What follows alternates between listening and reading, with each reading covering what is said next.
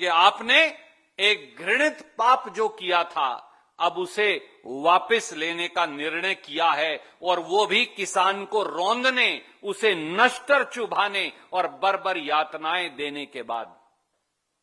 अब जनता समझ गई है कि भाजपा की हार के आगे ही हिंदुस्तानियों की जीत है।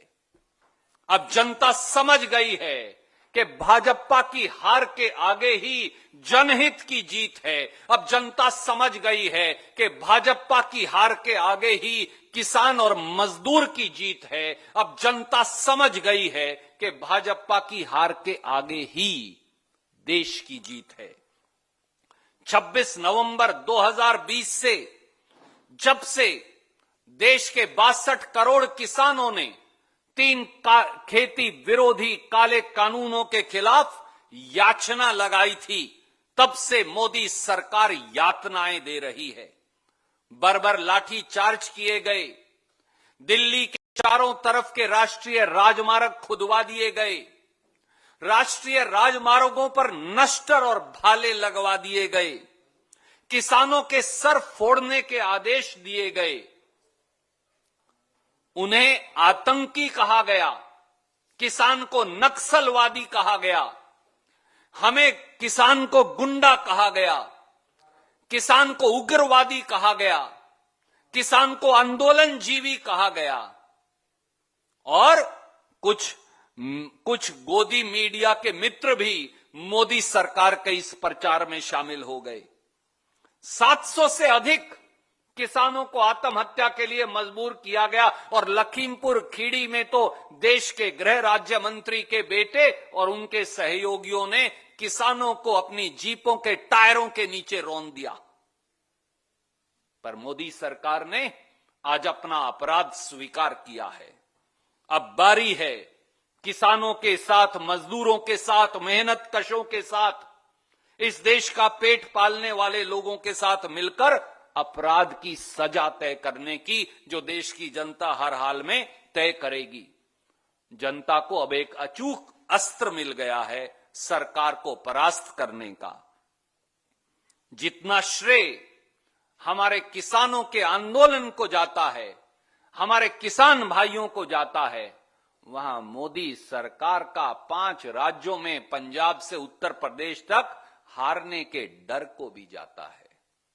अब जनता समझ गई है, इसीलिए मैंने कहा कि भाजपा की हार के आगे ही देश की जीत है। पिछले 7 सालों से लगातार मोदी जी और उनके मित्रों ने किसानों का दमन किया। सरकार में आते ही प्रधानमंत्री मोदी जी ने किसान को दिए जाने वाला बोनस बंद कर दिया। प्रांतों को कहा, अगर बोनस दोगे तो न्यूनतम समर्थन मूल्य पर खरीद नहीं होगी। मैं फिर याद कराऊं, पिछले 7 सालों में किसानों के जो उचित मुआवजा अधिकार कानून जो कांग्रेस लाई थी, उसे खत्म करने का षड्यंत्र किया गया। जब उन अध्यादेशों के खिलाफ समूचे विपक्ष राहुल गांधी जी के नेतृत्व में रामलीला ग्राउंड से खेत खलिहान तक लड़ा, तो वो अध्यादेश वापस लेना पड़ा। सुप्रीम कोर्ट में शपथ पत्र दिया कि लागत पर 50% मुनाफा देने का वादा करके सत्ता में आए मोदी जी ने कहा कि लागत पर 50% मुनाफा कभी दिया नहीं जा सकता। प्रधानमंत्री फसल बीमा योजना को प्राइवेट बीमा कंपनी मुनाफा योजना बनाया, और 27,000 करोड़ का मुनाफा चंद मुट्ठी भर बीमा कंपनियों को कमवाया। कृषि की लागत 25,000 रुपया हेक्टेयर बढ़ा दी। खेती पर टैक्स लगाकर, खाद पर टैक्स लगाकर, कीटनाशक दवाई पर टैक्स लगाकर, ट्रैक्टर पर टैक्स लगाकर, खेती के उपकरणों पर टैक्स लगाकर, और डीजल पर 3 रुपया 56 पैसे से टैक्स 28 रुपया प्रति लीटर बढ़ाकर, और आय दुगनी करने का वादे की बजाय किसान की आय 27 रुपया प्रतिदिन रह गई। काले कानून जो मोदी जी की देन थी और उनके षड्यंत्रकारी पूंजीपति मित्रों की, वो तो आज हार गए, पर 5 सवालों का जवाब हमारा प्रधानमंत्री जी से आज देश के किसानों, देश के खेत मजदूरों, देश के मंडी मजदूरों, देश के मंडी के छोटे छोटे दुकानदारों, उनके पल्लेदारों और गरीबों की ओर से हम मांगते हैं।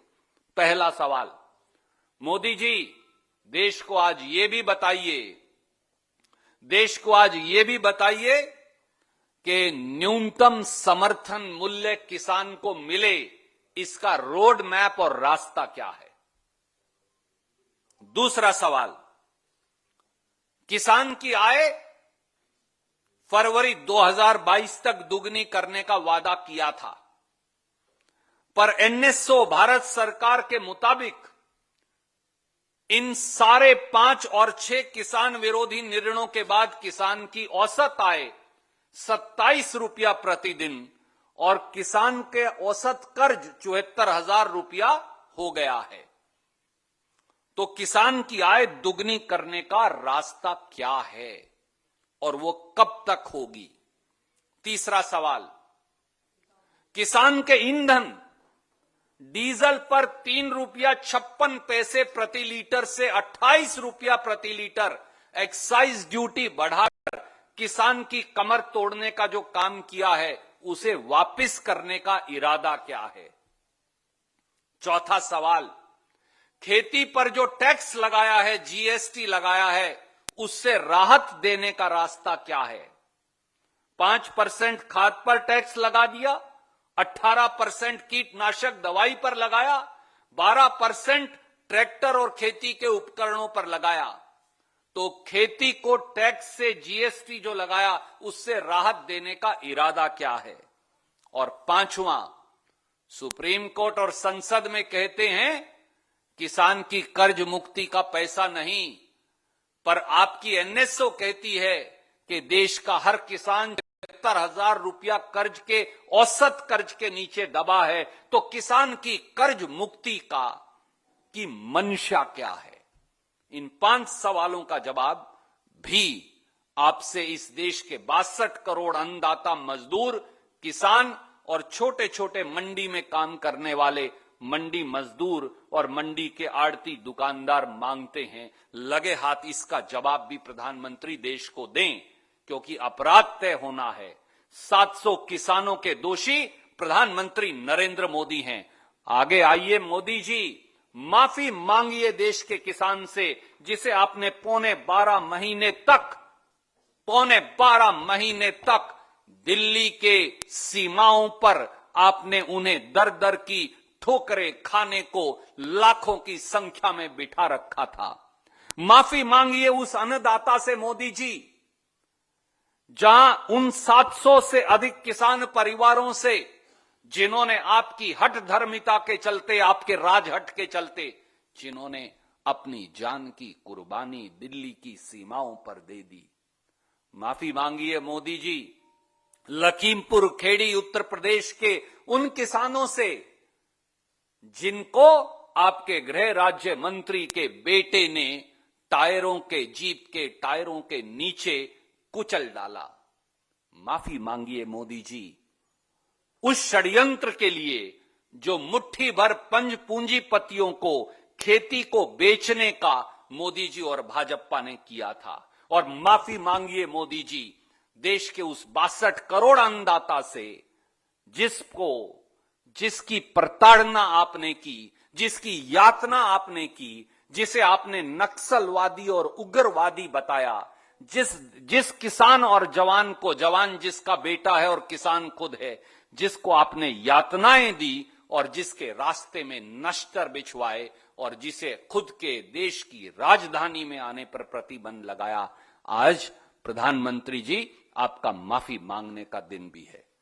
उम्मीद है कि आज आप इन 5 सवालों का जवाब भी देंगे, आज माफी भी मांगेंगे, क्योंकि जनता अब जान गई है कि भाजपा की हार के आगे ही देश की जीत है।